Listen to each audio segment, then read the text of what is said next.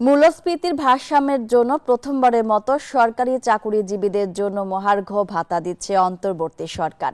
নিচের গ্রেডের কর্মচারীরা বেশি হারে এ ভাতা পাবেন। সর্বনিম্ন 4,000 আর সর্বোচ্চ বেতন বাড়বে 7,800 টাকা। জনপ্রশাসন সচিব জানান, এই বাজেটে মহার্ঘ ভাতা বরাদ্দ হবে, পাবেন পেনশনভোগীরাও। এদিকে এই সিদ্ধান্তে সরকারি চাকুরিদের স্বস্তি মিললেও সাধারণ মানুষ চায় বাজারের স্বস্তি। শাহনাজ ইয়াসমিনের রিপোর্ট। 18 কোটি জনসংখ্যার এই দেশে সরকারি চাকরিজীবীর সংখ্যা 15 লাখ, অর্থাৎ মোট জনসংখ্যার 1%-রও কম মানুষ সরকারি চাকরিতে আছেন। 2015 সালের পে স্কেলের পর থেকে সরকারি চাকরিজীবীদের বেতন বাড়েনি।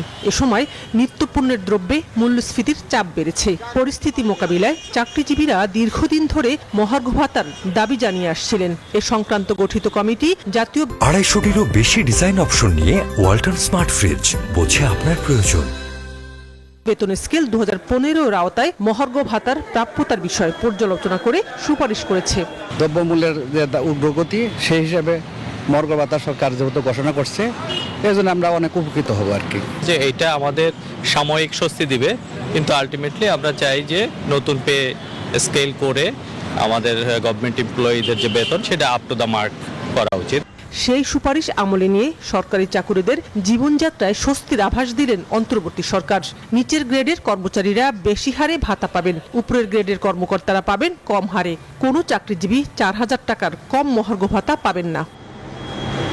জনপ্রশাসন সচিব মোখলেসুর রহমান জানিয়েছেন, পেনশনভোগী কর্মকর্তা কর্মচারীরাও এই মহার্ঘ ভাতা পাবেন।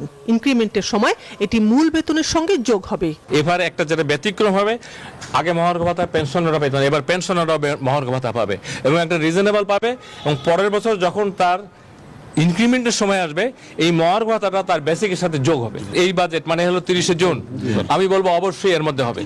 মহার্ঘ ভাতা সরকারি চাকরিজীবীদের জন্য সুখবর হলেও এর বাইরে যারা আছেন তাদের চাওয়া বাজারে স্বস্তি ফিরুক।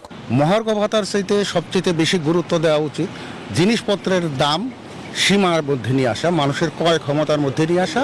দ্রব্যমূল্যের যে ঊর্ধ্বগতি, সবচেয়ে বিশেষ প্রয়োজন এইটাকে থামানো। জিনিসপত্রের দাম যেভাবে ঊর্ধ্বগতি হচ্ছে, তা সাধারণ মানুষের জন্য কষ্টকর হয়ে যাচ্ছে।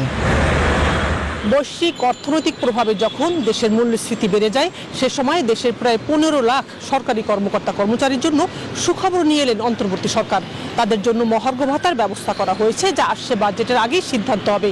তবে এই সংখ্যার বাইরে দেশে বিশাল এক জনসংখ্যা রয়েছে, যাদের জন্য বাজার ব্যবস্থাপনার দিকে মনোযোগ না দিলে সংকট আরও বাড়বে বলে মনে করছে দেশের সাধারণ মানুষ। শাহনাজ ইয়াসমিন, নিউজ 24, ঢাকা।